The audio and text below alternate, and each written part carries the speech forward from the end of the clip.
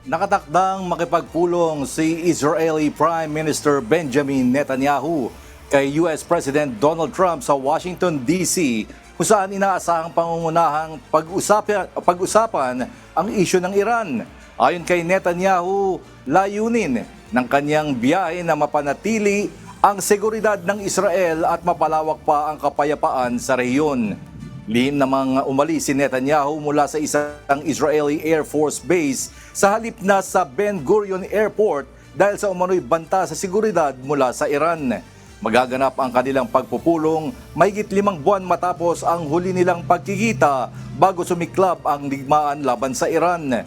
Habang nasa US, dadalo rin si Netanyahu sa paglilibing ng yumaong senador na si Lindsey Graham na kanyang inilarawan bilang isa sa pinakamalapit na kaibigan ng Israel. אני בדרכי לוושינגטון לפגישה עם ידידנו נשיא ארצות הברית דונלד טראמפ. זו הפגישה השמינית שלי איתו מאז שהוא נבחר לנשיא בקדנציה השנייה שלו. יותר מכל מנהיג בינלאומי אחר. זו זכות גדולה, אבל זו גם אחריות גדולה.